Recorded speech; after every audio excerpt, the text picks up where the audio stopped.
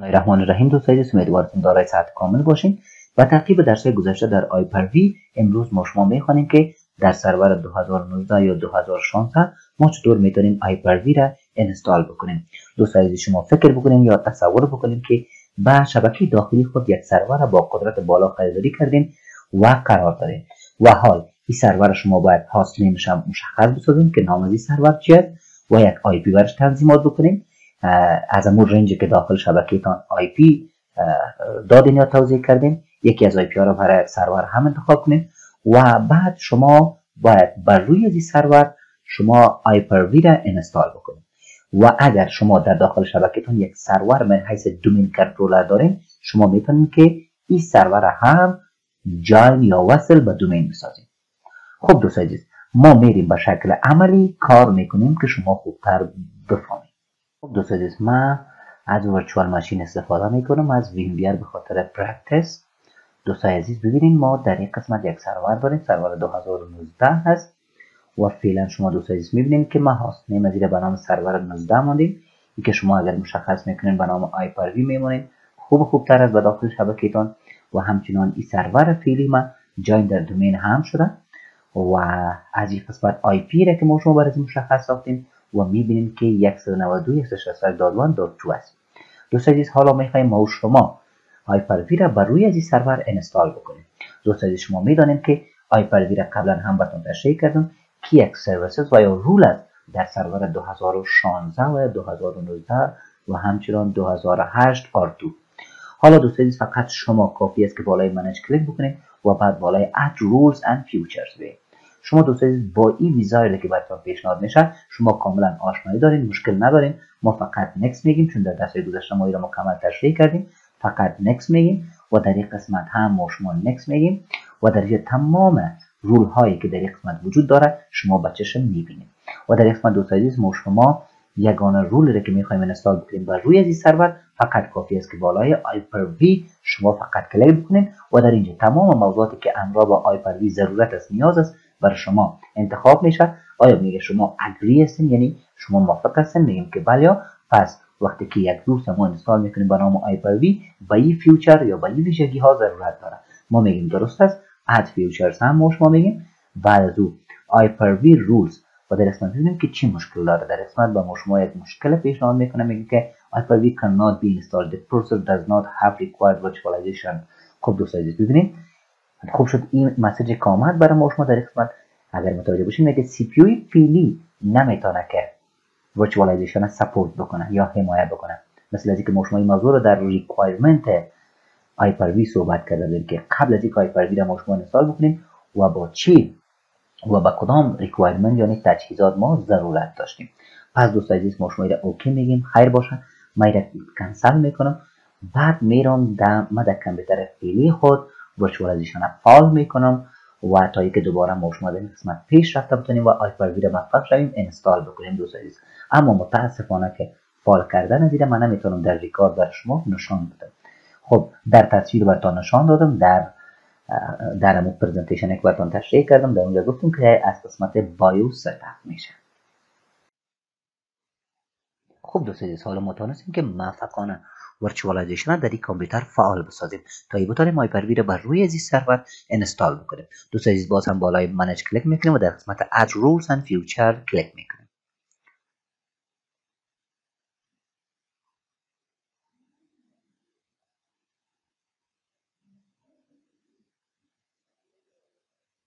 خب دوستان عزیز، حالا شما میبینید که بدون کدام خطایی برای ما شما آیپروی تک مارک میشه و بعد ما اجازه پیدا میکنیم که بالای نکست کلیک بکنیم.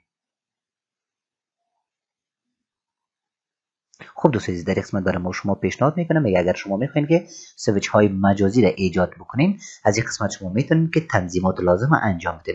اما دوستان عزیز شما فعلا در مورد ورچوال سویچ های یا سویچ های مجازی کدام موضوعی را نمیفهمید و یعنی معلومات ندارید دوستان عزیز. ما در درس های آینده ان شاء الله در مورد از این موضوعات صحبت میکنیم. نکست میگیم. خب دوستان عزیز میگه اگر شما میخواین که قابلیت مایگریشن فال بسازین، میگه میتونید که از این قسمت میتونید که فال کنید. اما دوستان عزیز شما فعلا در مورد مایگریشن هم نمیفهمید و معلومات ندارین. ما در ویدیوی آینده ان شاء الله در مورد این موضوعات ما شما کاملا صحبت میکنیم و بر شما توضیحات خواهد دادیم. اما فعلا دوست عزیز ما نکست میگیم. و در قسمت دوست عزیز برای ما و شما نشان میده، میگه شما میتونید مسیری را خودتان انتخاب کنید و یا بای دیفولت انتخاب شده که شما در اینجا ورچوال هارد دیسک ها یا هارد دیسک های مجازی که کریت میشه یا ورچوال ماشین هایی که ایجاد میشه در مسیرهایی را برای ما و شما نشان دادن. آیا اگر شما میخواین که این مسیرها را تغییر بدین، شما میتونید یک درایو دیگه را انتخاب کنید، یک درایو انتخاب کنید و داخل درایو یک فولدر را مشخص کنید تا اینکه ورچوال هارد دیسک های ما در امان درایو ساخته شود و ورچوال ماشین هایی را که ما شما ایجاد میکنیم بعداً در امان موقعیت ذخیره سازی شود. حالا دوست عزیز ما شما آدرسی که دیفولت برای ما شما پیشنهاد شده ما فقط امیر انتخاب میکنیم و نکست میگیم و در اخیر برای ما شما خلاصه کانفیگریشن یا تنظیمات ما رو نشان میده. اگر شما موافقت دارین قبول میکنین و بعد میخواین که تک مارک ریستارت هم فعال بسازید، یعنی به این معنی است اگر این سرور نیاز به ریستارت پیدا میکنه در اخیر انستالیشن هایپر-وی میتونه این سرور ریستارت هم شود. فقط ما شما تک مارک آن میسازیم و بعد بالای بتن انستال کلیک میکنیم. خب دوستان تا اینکه انستال هایپر-وی پیش میره من ویدیو را پاوز میکنم و بعد دوباره ما درس پیش میبریم. خب دوستان حالا شما میبینید که بعد از ریستارت شدن این سرور شما میبینید که ما تونستیم موفقانه رول هایپر-وی را بر روی از این سرور فعلی انستال کنیم. فقط ما شما کلوز میگیم و در اینجا شما میبینید که هایپر-وی بر روی این سرور انستال شده. خب دوستان حالا سوال خلق میشه که ما چطور میتونیم هایپر-وی را کانفیگریشن کنیم. خب دوست عزیز ما هایپر-وی را میتونیم با دو روش کانفیگریشن و تنظیمات کنیم، یک از طریق پارشل و دوم هم از طریق گرافیکلی یعنی از طریق هایپر-وی منیجر.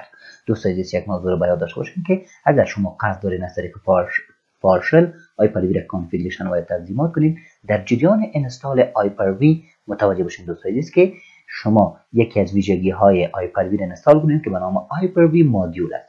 شما دوست عزیز اگر باید داشته باشیم که چند از قبل ما هایپر-وی را انستال کردیم بعضی از فیوچرها و یا ویژگی های خودش انتخاب میکرد و در جمع از همون فیوچرها متوجه باشیم که هایپر-وی مدیول هم وجود داره به شکل اتومات انستال میشه در جریان انستال کردن هایپر-وی و زمانی که هایپر-وی مدیول انستال میشه همراه با هایپر-وی در اصل هایپر-وی مدیول در پارشل اضافه میشه که شما قادر میشین از طریق پارشل هایپر-وی را تنظیمات و یا کانفیگریشن کنین.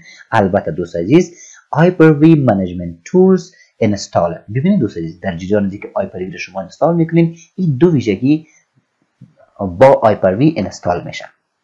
حالا اگر شما میخواین از طریق گرافیکلی کانفیگریشن کنید دوست عزیز شما میتونید که به سرور منیجر وارد شوین در سرور و بالای هایپر-وی رایت کلیک کنین و یا در قسمت تولز کلیک کنین هایپر-وی منیجر را انتخاب کنین. بعد شما میتونید که از طریق گرافیکلی هایپر-وی را کانفیگریشن کنین. خب دوست عزیز ما در این سرور فعلی میخوایم که هایپر-وی را به صورت گرافیکلی کانفیگریشن کنیم.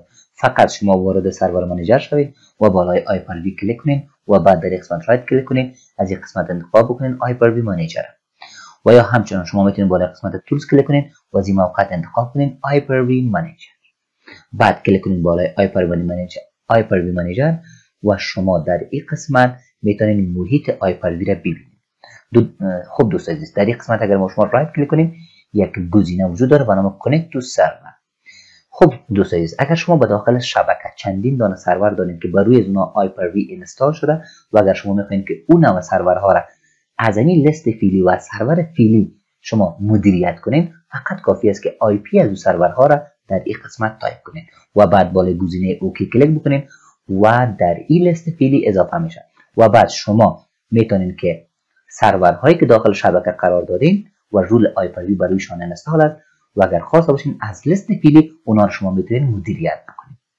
خب دوست عزیز حالا ما فقط میخوایم که هایپر-وی که بر روی این سرور نصب شده ما فقط میخوایم که در این کار کنیم و این را مدیریت بکنیم و تنظیمات بکنیم. خب دوست عزیز حالا ما در یک محیط مجازی سازی قرار داریم که با انستال کردن هایپر-وی این محیط ما به دست آورده. حالا دوست عزیز ما شما میتونیم که در هایپر-وی فعلی یعنی در محیط مجازی سازی ما میتونیم که ورچوال ماشین های خود را ایجاد بکنیم. حالا سوال خلق میشه که ما چطور میتونیم ورچوال ماشین های خود را ایجاد بکنیم. خب دوست عزیز حالا به خاطر ساختن یک ورچوال ماشین در این قسمت شما فقط کافی است که بالای گزینه نیو کلیک بکنید و در قسمت بالای ورچوال ماشین کلیک بکنید و در قسمت یک ویزایت براتون آغاز میشه. فقط در قدم اول شما نکست بگین و در قسمت یعنی بر شما پیشنهاد میکنه میگه برای ورچوال ماشین خود یک اسم انتخاب کنید. ما میگیم که اسم ورچوال ماشین ما به نام تست باشه. آیا میخواین که ورچوال ماشین فعلیتون در یک موقعیت مشخص یا در یک مسیر مشخص ذخیره سازی شود؟ اگر مسیر دیفولتی که انتخاب شده انتخاب میکنین میتونین نکست پیج برید. اگر شما میخواین که در یک مسیری که خودتون انتخاب میکنین مشخص میسازین ذخیره سازی شود، پس شما میتونین درایو خود را مشخص بسازین. ما میگیم به داخل درایو ای که در سرور فعلی ما فقط دو دانه درایو داریم، یک درایو سی و درایو ای داریم. ما یک درایو انتخاب میکنیم به نام درایو ای باشد، یک دانه فولدر میسازیم. این فولدر به نام ورچوال ماشین باشه و به داخل فولدر یک دانه فولدر دیگه ایجاد میکنیم و این فولدر به نام تست باشه که ورچوال ماشین فعلی ما به داخل فولدر تست ذخیره سازی شود. بعد سلکت میگیم و در قسمت مسیری که ما انتخاب کردیم انتخاب شد. بعد شما نکست میگیم، بعد هم نکست. خب دوستان عزیز، اگر یادتان باشه ما در سلاید گفته بودیم که در جریان ساختن ورچوال ماشین ما میتونیم که برای هر ورچوال ماشین منابع سخت افزاریش انتخاب بکنیم که از چقدر رم، از چقدر سی پی یو و چقدر هارد دیسک استفاده کنه. در یک قسمت دوستان عزیز شما میتونید که یک میموری را و یا حافظه و یا رم شما برای ورچوال ماشین فعلی اختصاص بدین. و طور مثال ما میگیم که ورچوال ماشین فعلی را که ما میسازیم از 2048 MB رم استفاده بکنه، یعنی مدل و 2 GB رم است. بعد ما شما نکست میگیم. در قسمت دوستان عزیز برای ما شما پیشنهاد میشه که آیا ورچوال ماشین فعلی را میخواین که به یک ورچوال سویچ شما وصل بسازین، اما متاسفانه دوستان عزیز که شما فعلا در مورد ورچوال سویچ کدام معلومات ندارین. اما ما وعده میکنم که در ویدیو دیگه انشاءالله در مورد ایجاد ورچوال سویچ ها ما شما صحبت کنیم و براتون معلومات بدم که چطور ما میتونیم ورچوال سویچ ها را ایجاد کنیم و چطور میتونیم ورچوال ماشین فعلی را با او ورچوال سویچ ها یا سویچ های مجازی وصل بسازیم. خب برای فعلا ما شما نکست میگیم. در یک قسمت دوستان عزیز ما میتونیم که هارد دیسک برای ورچوال ماشین فعلی خود بسازیم، البته هارد دیسک های مجازی. آیا قصد داریم که فعلا یک ورچوال هارد دیسک بسازیم و یا از قبل شما یک ورچوال هارد دیسک ساختین و میخواین فقط مربوط یا اختصاص بدین به ورچوال ماشین فعلی، و یا فعلا فقط ما میخوایم ورچوال ماشین ساخته شود اما بعدا ما میتونیم که ورچوال هارد دیسک کریت کنیم و بعدا اتچ کنیم یا اختصاص بدیم به ورچوال ماشین فعلی. خب دوستان عزیز ما ندارم که فعلا انتخاب بکنیم، ما میخوایم که نو بسازیم. یک ورچوال هارد دیسک جور میکنم با سایزی که انتخاب میکنم چقدر سایزش باشه و این ورچوال هارد دیسک میتونه مربوط به ورچوال ماشین فعلی شود، یعنی هارد دیسک مجازی فعلی که ساخته میشه مربوط به ورچوال ماشین فعلی میشه. خب دوستان عزیز نامش چی باشه؟ به نام تست باشه. میگیم که بله در کدام مسیر ساخته شود. آیا لوکیشنی که ما در اول انتخاب کردیم در همین لوکیشن ساخته شود در درایو ای و یا میتونیم یک مسیر دیگه انتخاب کنیم؟ خب ما میگیم که بله در داخل درایو ای ذخیره سازی شود، یعنی همین ورچوال هارد دیسک در درایو ای در داخل فولدر ورچوال ماشین و فولدر تست و با این نام ذخیره سازی شود. خب دوستان عزیز حالا شما میتونید که سایز برش انتخاب کنید و طور مثال میگیم که فقط 5 GB باشه. بعدا ما شما نکست میگیم. خب دوستان عزیز در یک قسمت برای شما راههایی را نشان میده که شما میتونید در داخل ورچوال ماشین فعلی میتونید آپراتینگ سیستم و یا سیستم های عامل مختلف اینستال و یا نصب بکنید. اگر شما گزینه اول انتخاب کنید دوستان عزیز یعنی به این معنی که ما ورچوال ماشین فعلی را ایجاد میکنیم اما بعدا بر از آپراتینگ سیستم اینستال و یا نصب میکنیم.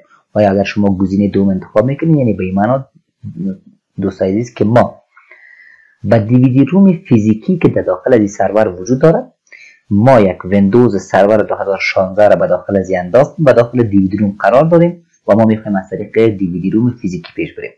و یا اگر از ویندوز سرور 2016 ایمیج شما در کامپیوتر خود دارین یا در سرور خود دارین شما میتونید ایمیج یا آیزور انتخاب کنید. دوستان عزیز شما میتونید در کامپیوتر خود ایمیج های چندین آپراتینگ سیستم دوستان عزیز داشته باشین و هر کدام شکل از طریق ایمیج خواسته باشین انستال بکنین. فقط میتونید که ایمیج شما مشخص بسازید و اگر میخواین از طریق دیویدی فیزیکی که در کامپیوتر و سرور شما وجود داره اگر از اون طریق پیش برین شما کافی است که آدرس درایوتان انتخاب کنید. پس حالا دوستان شما میبینید که در قسمت دیس پی سی و دیویدی فیزیکی که به این کامپیوتر وجود داره آدرسش دی است. شما میتونید که دی را انتخاب کنید و بعدا شما نکست بگید. در اخیر به شما خلاصه تنظیمات ما رو نشان میده و بعد فقط شما فینیش میگید. حالا شما دوستان ببینید در این قسمت بر شما نشان میده که ما یک ورچوال ماشین ایجاد کردیم به نام فعلا چی است؟ به نام تست است و حالتش چی است؟ آف است. اگر میخواین دوستان عزیز که حالتش استارت شود یعنی آغاز شود، پس میتونید بالای استارت شما کلیک بکنید و در اینجا دوستان عزیز میبینید که حالت رنینگ قرار گرفت، نشان میده که از چقدر سی پی یو از چقدر رم استفاده میکنه. خوب دوستان عزیز، حالا به خاطر وصل شدن به این ورچوال ماشین فقط کافی است که بالای گزینه کنه کلیک کنید. خوب دوستان عزیز ببینید حالا در این ورچوال ماشین ویندوز اینستالیشن آغاز میشه. البته ویندوز ده که ما مشخص ساخته بودیم یا به داخل دیویدی روم فیزیکی قرار داده بودیم. ویندوز سرور 2016 بود. بله دوستان عزیز ببینید حالا ویندوز اینستالیشن آغاز میشه. خوب دوستان عزیز حالا شما میتونید که چندین عین کار ما کردم، یعنی شما هم میتونید که به مقصد چندین دانه ورچوال ماشین دیگه نظر به توانایی سرور فعلیتان شما میتونید چندین دانه ورچوال ماشین بسازید و به داخل هر ورچوال ماشین میتونید که آپریتینگ سیستم ها و سیستم های مختلف اینستال بکنید در یک محیط مجازی. حالا شما دقیقاً میبینید دوستان عزیز که ما در یک محیط مجازی میتونیم چندین دانه سرور داشته باشیم در یک سرور فیزیکی. خب دوستان عزیز حالا شما میتونید اینستالیشن شما حتما یاد دارین دیگه، من اینو تکرار نمیکنم، وقت نمیگیرم، میخوایم که زود پیش برم تا ببینید شما که به داخل یک ورچوال ماشین چه قسم میتونه یک ویندوز یک آپریتینگ سیستم مجازی اینستال شود. پس دوستان عزیز متوجه باشین آپریتینگ سیستمی که فعلا به این کامپیوتر نصب است به نام فیزیکال آپریتینگ سیستم میگن و یا همچنین به نام هاست آپریتینگ سیستم یاد میکنم و به داخل ورچوال ماشین آپریتینگ سیستمی که نصب میشه اینا به نام دیسک آپریتینگ سیستم یا ورچوال آپریتینگ سیستم یاد میکنن، یعنی آپریتینگ سیستم های مجازی.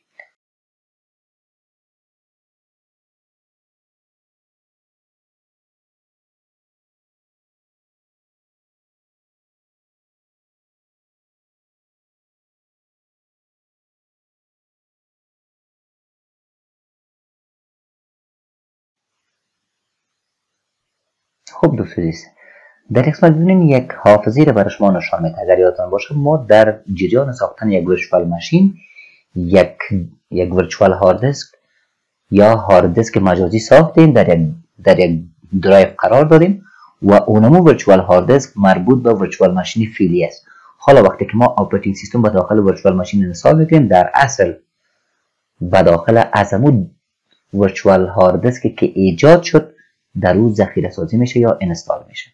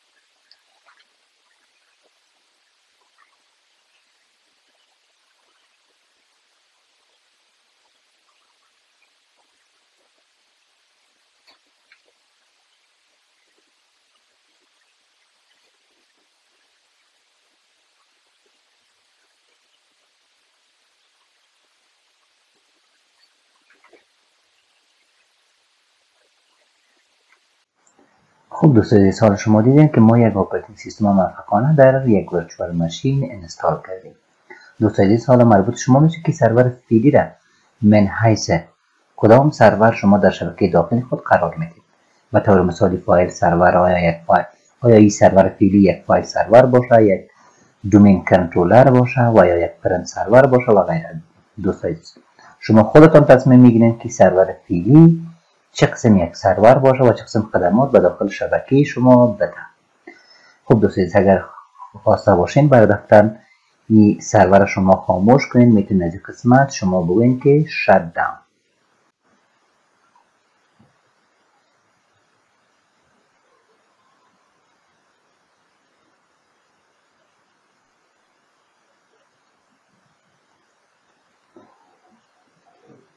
خب دوست عزیز، شما به همین روش میتونید که چندین دانه ورچوال ماشین دیگه نظر به نیاز شبکه‌تان ایجاد کنین و به داخل هر کدام از اونا میتونید که یکی از سیستم های عامل مورد نظرتان انستال کنید. این بود درس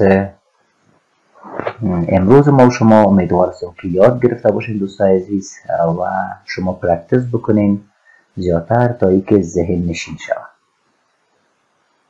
و اگر خواسته باشین که Hyper-V منیجر کلوز کنین، میتونین دوباره شما از این قسمت کلوز کنین و هرگاه که خواسته باشین دوباره از او اپراتینگ سیستم هایی که مجازی هستن در قسمت Hyper-V استفاده کنین. باز شما میتونین که برای قسمت تولز بالای Hyper-V منیجر کلیک کنین و از این قسمت شما میتونین که ورچوال ماشین های خود را در این لیست ببینید. خب دوست عزیز، امیدوار هستم این درس مکمل یاد گرفته باشین. باز هم ای Hyper-V درسایش ادامه داره و من کوشش میکنم که ویدیوها را زودتر براتون جور کنم و تقدیم شما کنم. دوست عزیز، البته تایم ویدیو رو میبینیم که چیز کمی از 1 بجه شب است و این زحمات تمامش به خاطر شما از دوست عزیز و شما هم امیدوار هستم که درس ها را پرکتیس بکنین و به حقم هم دعا بکنین و وقت خوش داشته باشین، آرام باشین، در حفظ و امان پروردگار باشین.